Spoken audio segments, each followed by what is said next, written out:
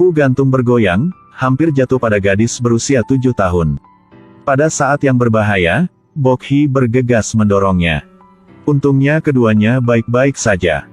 Untuk berterima kasih kepada Bok-hee, Taipan setuju untuk membiarkan keluarga Bok-hee pindah ke ruang bawah tanah. Meskipun itu adalah ruang bawah tanah, Bok-hee sudah sangat puas.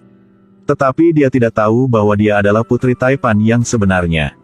Dan sebuah insiden membuat identitas Bok-hee sedikit demi sedikit terungkap. Putri Taipan Sang-ah diculik saat pergi ke tempat kerja. Ketika menerima berita itu, ibunya mengalami serangan jantung. Saat dia pingsan, dia membenturkan kepalanya ke meja. Lalu segera berdarah. Untungnya, Bok-hee kembali tepat waktu. Karena kondisinya yang kritis. Nyonya membutuhkan transfusi darah. Tetapi anehnya, darah Sang-ah tidak cocok. Tetapi darah Bok-hee cocok.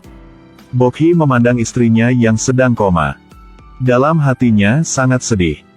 Pada saat yang sama, Presiden juga curiga bahwa golongan darah Sang-ah tidak seperti mereka. Dia memutuskan untuk diam-diam menyelidiki cerita masa lalu yang saat istrinya melahirkan.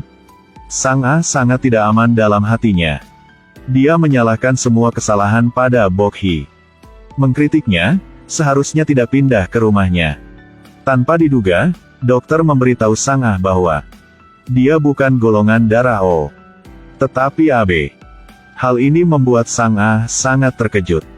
Dia teringat kata-kata aneh yang sering diucapkan ayahnya. Tiba-tiba dia merasa khawatir dan bingung. Apakah aku putri palsu dari orang tuanya?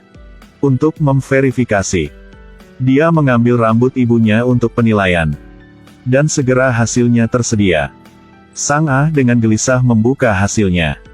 Benar saja, dia bukan putri kandung nyonya. Sang-ah sangat bingung. Butuh banyak upaya untuk sampai ke langkah ini. Dia tidak mau melepaskan statusnya sebagai ahli waris. Ketika dia tahu bahwa ayahnya sedang menyelidiki kelahiran di masa lalu, dia lebih khawatir. Dia sama sekali tidak mengizinkan ayahnya untuk menemukan putri kandungnya. Dia tidak tahu bahwa Bok-hee yang selalu dia pandang rendah adalah orang yang mereka cari. Setelah Bok-hee pindah ke rumah Taipan, mantan suaminya datang untuk mengganggunya. Ternyata dulu dia minta cerai gara-gara kekasih lain. Tetapi akibatnya, wanita itu menipunya untuk mengambil semua uang dan kemudian melarikan diri. Ayahnya sangat marah sehingga dia dirawat di rumah sakit. Chaban pergi mencari Bok-hee, memintanya untuk membayar biaya hidupnya. Bok-hee belum pernah melihat orang yang begitu tebal. Rumah dan mobil dijual karena kamu. Tapi kamu masih berani datang untuk meminta uang dariku, kan? Adegan keduanya berdebat tepat pada waktunya untuk dilihat oleh Si Kyung. Hei! Melepaskan tanganmu. Apa?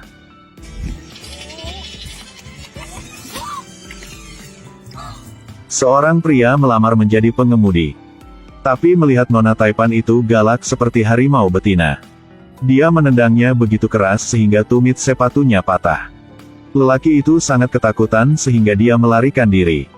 Pada saat ini, Chaban keluar dari toilet. Awalnya dia hanya ingin pergi ke toilet. Tanpa diduga, dia dianggap sebagai pencari kerja jadi dibawa ke kantor. Song Joong-ki? Apa? Itu nama panggung aku. Nama aslinya adalah Chaban, Gi Chaban. Chaban masih tidak mengerti apa yang terjadi.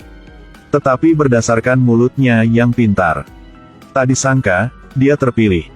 Pada hari pertama bekerja, Chaban berpakaian bagus ke rumah Taipan. Bok-hee juga bekerja sebagai pengasuh di sini. Bok-hee mendengar suara yang dikenalnya, dia membeku di tempat. Dia terkejut mengapa mantan suaminya ada di sini. Jika Sang-ah tahu tentang hubungan mereka, mereka berdua akan dipecat. Sangat sulit bagi Chaban untuk mencari pekerjaan. Tentu saja dia tidak bisa lepaskannya. Bahkan dia mengatakan bahwa hanya dengan bekerja keras, dia bisa punya uang untuk mengasuh anaknya. Bok-hee tidak bisa berkata-kata padanya lagi. Karena di masa lalu, Chabanlah yang mengusir mereka dari rumah.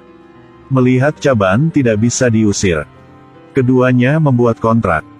Tidak mengungkapkan hubungan mereka. Sedangkan Si Kyung sangat tidak puas dengan penampilan Chaban. Karena kemarin dia difitnah oleh Chaban dan dikurung di kantor polisi selama 1 hari. Bok-hee takut Si Kyung tidak akan bisa menahan diri yang akan berkelahi dengan Chaban. Dia ingin menasihatinya untuk bertahan beberapa hari lagi. Tetapi melihat bahwa Si Kyung sedang sakit kepala karena kontrak, permintaan mitra kali ini sangat sulit dipenuhi. Dan mereka bahkan belum pernah bertemu satu sama lain. Bok-hee melihat dokumen itu dan tahu bahwa orang itu sangat menyukai kimchi. Jadi dia dan Si Kyung menarik gerobak kubis datang ke sana. Seorang petugas kebersihan berlari ke arah mereka dan mengusir mereka. Tetapi ketika dia mengetahui bahwa kubisnya sangat murah, jadi dia ingin membelinya dengan harga murah. Bok-hee berpikir-pikir, lalu merasa bahwa dia bisa memikat petugas kebersihan. Jadi dia memberinya call secara gratis. Omong-omong Bok-hee mengatakan kepada petugas kebersihan bahwa bos di sini sangat keras kepala dan rakus. Petugas kebersihan sangat marah ketika mendengar begitu. Kubis tidak lagi diperlukan, dan bersiap untuk pergi. Botol-botol berserakan di mana-mana. Bok-hee juga tidak keberatan. Yang menarik Si Kyung untuk membersihkannya. Sebelum pergi, dia meninggalkan kartu nama. Yang berharap petugas kebersihan bisa memberikannya kepada bosnya. Namun, keduanya belum pergi. Sudah menerima telepon dari bos untuk bertemu. Ketika mereka cemas menunggu bos lagi melihat petugas kebersihan yang masuk. "Kakek, kami di sini menunggu bos." "Ya, ini." "Apa?" "Orang yang serakah ini adalah bos di sini." Kedua anak itu adalah anak dari pengasuh. Tetapi mereka bersekolah di sekolah bangsawan dengan biaya sekolah 200 juta. Guru menanyakan alat transportasi mereka. Anak itu dengan hati-hati menjawab bahwa dia naik bus. Tetapi anak-anak Taipan tidak tahu cara naik bus. "Aku punya kartu bus." "Bagaimana cara menggesek kartu ini? Apakah seperti ini?" Tidak seperti rasa malu Engsu. Engha dengan percaya diri pergi ke papan untuk berbicara tentang bagaimana naik bus. Semua orang mendengarkan dengan sangat penasaran. Engsu jatuh karena tidak duduk dengan kokoh. Penampilannya yang lucu membuat semua tertawa terbahak-bahak. Mereka bisa masuk ke sekolah ini karena ibunya Bok-hee. Bok-hee membantu perusahaan untuk menandatangani kontrak. Presiden sangat senang, jadi dia memindahkan kedua anaknya ke sekolah bangsawan. Tetapi Sang-ah mengetahui tindakan ayahnya, dia sangat tidak puas.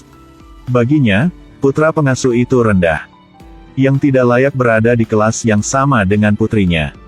Dia sangat marah sehingga dia meminta Bok-hee untuk menolak bantuan presiden. Tapi Engsu tidak setuju untuk melepaskan kesempatan belajar yang bagus ini. Awalnya, Bok-hee juga ragu karena biaya sekolah. Tetapi setelah melihat putrinya dihina, dia juga bertekad untuk mengirim putrinya ke sekolah bangsawan. Sang-ah yang tidak mendapatkan jawaban yang dia inginkan. Jadi dia dengan marah memberitahu Sera bahwa dia ingin Sera memperlakukan mereka seperti pelayan di sekolah. "Aku tidak membenci mereka. Bersekolah di sekolah yang sama dengan mereka akan menarik." Sikap Sera membuat Sang-ah sangat-sangat marah. Karena nantinya, Sera akan menggantikannya sebagai ahli waris. Sehingga dia tidak bisa bermain dengan para pelayan. Sang-ah sudah tahu bahwa dia bukan putri asli rumah ini. Demi masa depan dia dan putrinya, dia pasti akan menyelidiki hal di masa lalu sebelum presiden tahu. Pertama, Sang-ah menemukan perawat rumah sakit di masa lalu. Ketika dia mendengar tentang pertukaran bayi, perawat itu terkejut. Jelas, sesuatu terjadi di masa lalu. Perawat itu menolak untuk mengungkapkannya, jadi dia harus mencari seseorang untuk menyelidikinya. Dia ingat reaksi pertama perawat itu adalah bertanya, "Apakah direktur mengirimmu ke sini?" Dan direkturnya adalah ibu Si Kyung. Jadi dia ingin bertemu dengan ibunya. Tapi Si Kyung bertanya-tanya mengapa akhir-akhir ini semua orang ingin menemukan ibunya. Sekarang Sang-ah sudah tahu bahwa presiden telah mulai bertindak untuk menekan presiden. Sang-ah telah mengadakan konferensi pers yang menyatakan dirinya sebagai pewaris tunggal korporasi. Karena dia adalah putri satu-satunya presiden. Tetapi presiden tidak menuruti keinginannya, yang segera membuka rapat pemegang saham. yang mengatakan bahwa selanjutnya dia akan bertanggung jawab atas pekerjaan perusahaan dan mengangkat Si Kyung ke posisi menteri.